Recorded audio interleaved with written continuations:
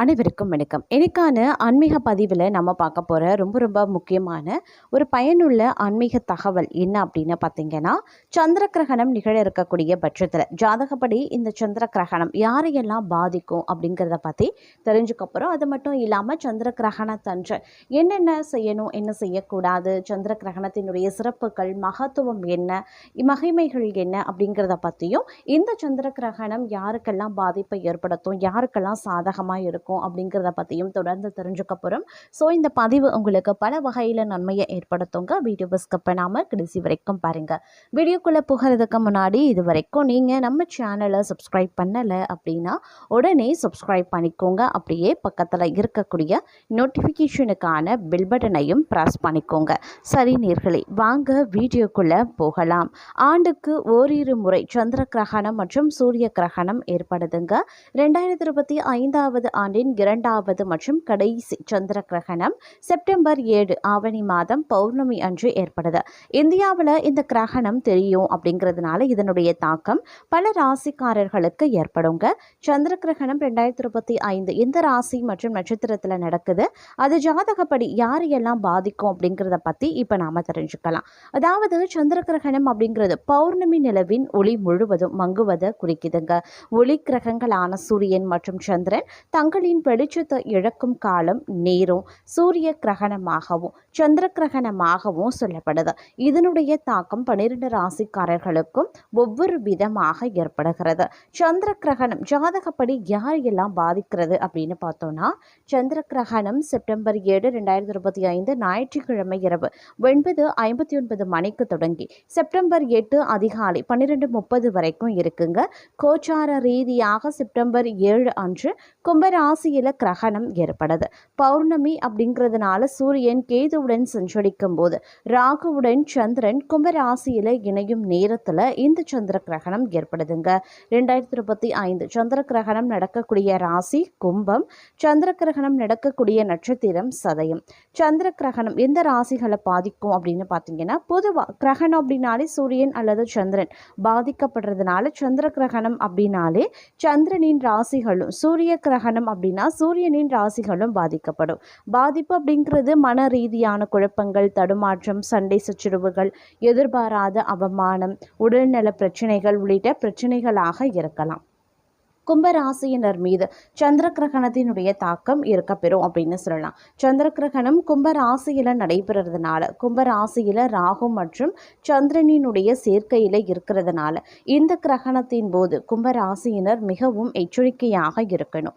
தியானம் செய்கிறது, இறை வழிபாடு, தானம் செய்கிறது ஆகியவை மனக்குழப்பங்களை போக்கும் அப்படின்னு சொல்லலாம். அதே மாதிரி சிம்ம ராசிக்கு அதிபதியான சூரியன் மற்றும் கேது கிரகணத்தினுடைய பிடியில் சிக்கிறதுனால குடும்பத்தில் மற்றும் வருமானத்தில் திடீரென்று நீங்கள் எதிர்பாராத பிரச்சனைகள், அப்படி இல்லைன்னா சில ஏற்றத்தாழ்வுகள் ஏற்படலாம். அதனால சிம்ம ராசிக்காரர்களும் இந்த காலகட்டத்தில் ரொம்ப ரொம்ப உஷாராக இருக்க வேண்டியது அவசியமாகிறதுங்க. இந்த சந்திர கிரகணம் அப்படின்னு சொல்லும் பொழுது செப்டம்பர் 7 2025 அன்று நிகழக்கூடிய முழு சந்திர கிரகணம் இந்தியா உள்பட பல நாடுகளில் தெரியுங்க. இந்த கிரகணம் பித்ருபட்ச காலத்தில் வர்றதுனால ஆன்மீக முக்கியத்துவம் வாய்ந்ததாக பார்க்கப்படுது. ஒவ்வொரு ராசிக்காரர்களும் செய்ய வேண்டிய பரிகாரங்கள், மந்திரங்கள் பற்றிய தகவலை இப்போ நாம் தெரிஞ்சுக்கலாம். அதாவது இந்த கிரகணம் அப்படிங்கிறது 2025 ஆண்டின் மிகப்பெரிய வானியல் நிகழ்வுகளில் ஒன்றாக செப்டம்பர் 7ஆம் தேதி அன்று நிகழவிருக்கிறதுங்க. அது மட்டும் இல்லாமல் வானியல் ஆய்வாளர்கள் இந்த சந்திர கிரகணம் முழு சந்திர கிரகணமாக நடைபெறும் அப்படின்னு தெரிவித்திருக்காங்க. அது மட்டும் இல்லாமல் இந்த கிரகணம் இந்தியா, நேபாள், பங்களாதேஷ், இலங்கை, ஐரோப்பா மற்றும் ஆஸ்திரேலியாவின் சில பகுதிகளில் தெளிவாக தெரியுமா. சுமார் 82 நிமிடங்கள் 6 வினாடிகள் நீடிக்கக்கூடிய இந்த கிரகணம் இரவு வானத்தில் சந்திரன் செந்நிறம் பெற செய்யும் அப்படின்னு சொல்லியிருக்காங்க.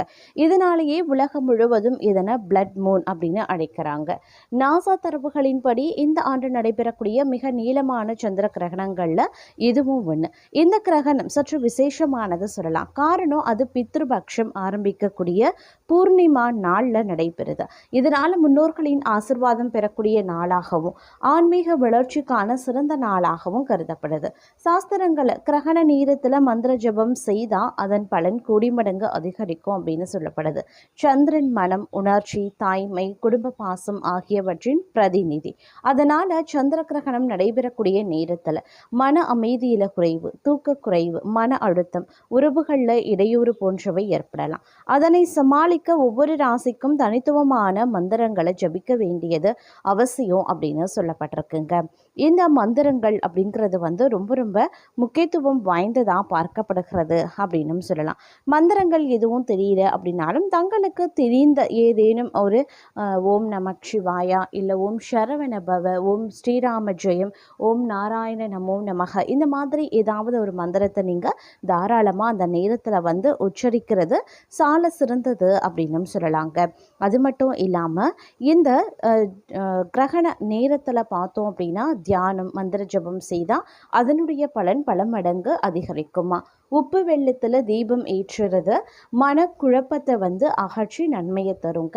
அதே மாதிரி கிரகணம் முடிஞ்சதும் அன்னதானம், ஆடை தானம் செய்கிறது முன்னோர்களினுடைய ஆசிர்வாதத்தை பெற உதவும். கர்ப்பிணிகள், சிறிய குழந்தைகள் கிரகண நேரத்தில் நீண்ட நேரம் வெளியில் இருக்கிறத தவிர்க்கணும்.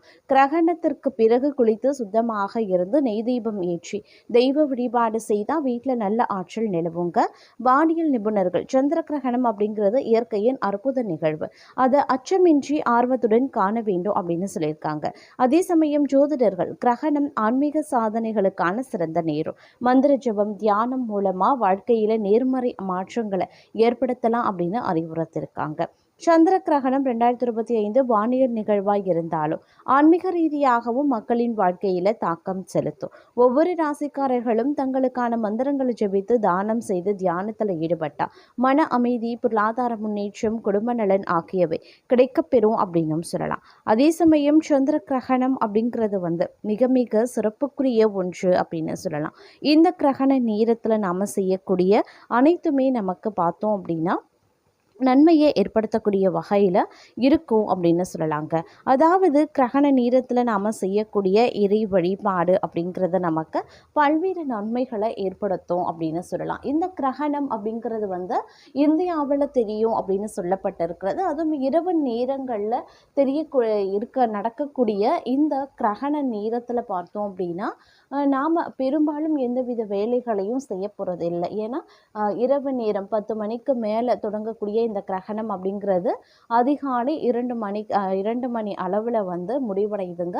இந்த இடைப்பட்ட நேரத்தில் நாம் எந்த ஒரு விஷயமோ அதாவது வெளியில் செல்றதோ, சமைக்கிறதோ, இல்லை கடுமையான வேலைகளை செய்கிறதோ, இந்த மாதிரியான விஷயங்களை நாம் இந்த நேரத்தில் செய்ய போகிறதில்ல. ஆனால் இந்த நேரத்தில் நாம் செய்யக்கூடிய விஷயங்கள் அப்படின்னு பார்த்தோன்னா இறை வழிபாட்டை மேற்கொள்ளலாம். இறை வழிபாடு மேற்கொள்ளலாம். இறைவனை விக்கிரகங்கள் வச்சுருக்கீங்க அப்படின்னா, சிலைகள் இருக்குது அப்படின்னா, அந்த விக்கிரகங்கள் சிலைகளை தொடாமல் நீங்கள் இறை வழிபாட்டை மேற்கொள்ளணும். அதாவது மந்திர ஜபங்கள் ஜபிக்கிறது, ஆன்மீக ரீதியான பாடல்கள், கதைகள், இறை சார்ந்த கதைகள் கேட்குறது, பாடல்கள் கேட்குறது, பாடுறது, கதைகள் சொல்வது, இந்த மாதிரியான விஷயங்களில் நாம் ஈடுபடலாம். அதே சமயம் இரவு நேரங்களில் தான தர்மங்கள் மேற்கொள்ள முடியாது. அதனால் தான தர்மங்கள் செய்யக்கூடிய பொருட்களை வாங்கி நம்மளுடைய வீட்டில் வச்சு அந்த சந்திர கிரகணம் முடிஞ்சதற்கு பிறகு வீட்லேயோ அப்படி இல்லைன்னா கோவில்கள்லையோ அர்ச்சனை செய்து அந்த பொருளை நீங்கள் தானமாக கொடுக்கலாம். அதாவது விடிஞ்சதற்கு பிறகு காலையில் 6 மணிக்கு மேலே நீங்கள் தானமாக கொடுக்கலாம். அதாவது செப்டம்பர் மாதம் 8ஆம் தேதி காலையில் 9 மணி மாதிரி நீங்கள் அந்த பொருளை தானமாக கொடுக்கலாம். காலையிலேயே கோயிலுக்கு போயிட்டு அந்த பொருளை வச்சு அர்ச்சனை செய்து படைத்து விட்டு அந்த பொருட்களை நீங்கள் தானமாக கொடுக்கலாம், தாராளமாக கொடுக்கலாம். முடிஞ்சவங்க காலையில் குளிச்சு முடிச்சுட்டு இறை வழிபாடு செய்கிறதும் இல்லை ஆலயங்களுக்கு சென்று இறைவனை தரிசிக்கிறதும் ரொம்ப ரொம்ப நல்லது அப்படின்னு சொல்லலாங்க. இது எதிர்மறையான தாக்கங்களை குறைத்து நேர்மறையான தாக்கங்களை தங்களுக்கு அதிகப்படுத்தும் அப்படின்னு சொல்லலாம். அதே மாதிரி இந்த நேரத்தில் பெரும்பாலும் நம்ம அதிகப்படியான வேலை செய்ய போகிறதில்லை. இருந்தாலும் நம்ம ஒரு சில விஷயங்களில் வேலை செய்யக்கூடிய பலரும் இருப்பாங்க. அவங்கெல்லாம் கொஞ்சம் வேலையை தவிர்ப்பது நல்லது. இரவு நேர பயணங்களை இந்த நேரத்தில் தவிர்த்து கொள்வது அப்படிங்கிறது ரொம்ப ரொம்ப நல்லதுங்க. நெடுந்தூர பயணங்கள் செல்கிறீங்க, திடீர் பயணங்கள் வரலாம். குடும்பம் ரீதியாகவோ, உத்தியோக ரீதியாகவோ பயணங்கள் மேற்கொள்கிறீங்க அப்படின்னா, இந்த சந்திர கிரகணத்தின் போது பயணங்கள் வந்து செல்வதை தவிர்ப்பது அப்படிங்கிறது ரொம்ப ரொம்ப நல்லது. பயணங்களை முடிஞ்ச வரைக்கும் பகல் நேரங்களை வந்து செலுத்த பாருங்க. இந்த ஒரு நாள் மட்டும் பயணங்களை தவிர்ப்பது ரொம்ப ரொம்ப நல்லது அப்படின்னும் சொல்லலாங்க.